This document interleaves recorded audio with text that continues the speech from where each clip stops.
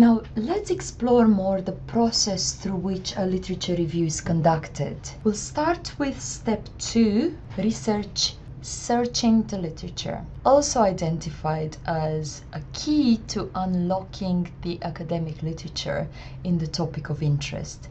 It derives from the previous one, the identification of key terms, but it is the next step down the line. So if previously you looked at newspapers, web pages, company publications as sources of empirical knowledge, you will now look at academic journals, monographs, books, working papers as sources of academic knowledge. This phase of the literature review equips you with general background knowledge and familiarity with main key terms in an academic context. It helps you understand the current state of the academic knowledge. And if you notice, the empirical knowledge sources and academic knowledge sources do overlap up to a point through management journals and popular books. So those could be your main sources for both. In the past, it was more difficult to undertake this stage of your literature review.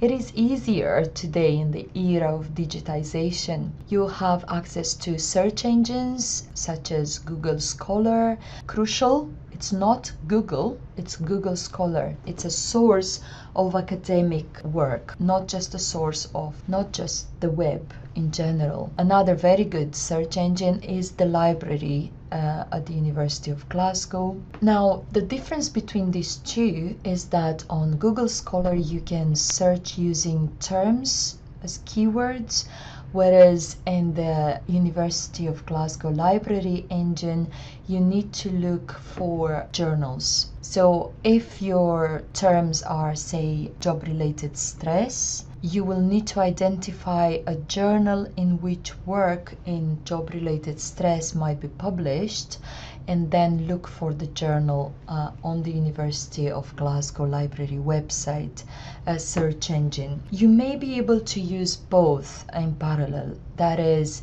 search using keywords on Google Scholar, and then once you've identified the papers you wish to read, look for those papers using the library search engine. There are also journal websites, or better said, publishers' websites hosting a number of journals, 700 journals in Sage, for example, and you would be able to use keywords in that instance.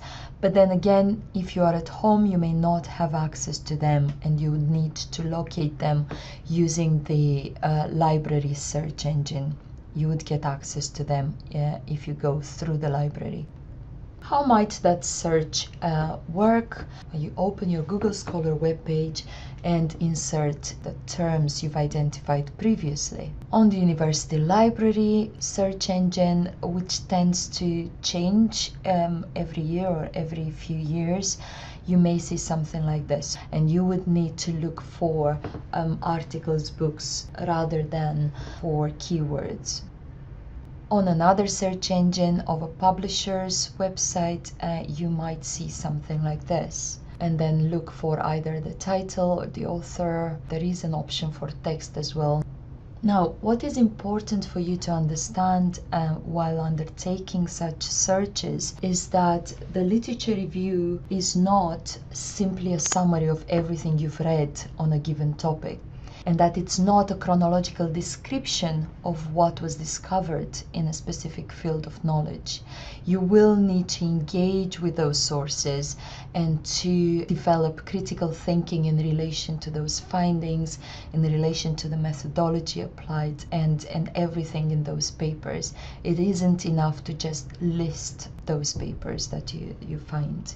The purpose of a literature review is to establish the context of a research project, identify main theories, theoretical frameworks, summarize the evidence prior to starting your research, identify main methods, research designs used previously, and synthesize and evaluate all these areas So as you see, you're not looking to talk about different papers one by one. You're talking about different theories, theoretical frameworks used by a number of papers and not used by others.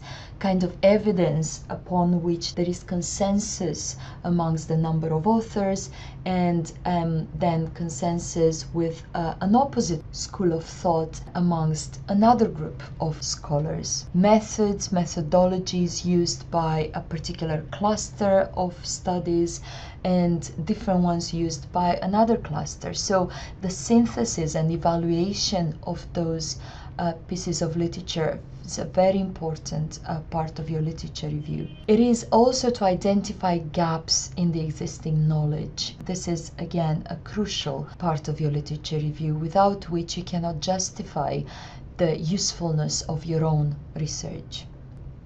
Back to the stages of your literature review, the next one is to organize and synthesize that literature you have well identified. You could use a table such as this one. Now take a few minutes to identify the headings of the columns and of the rows.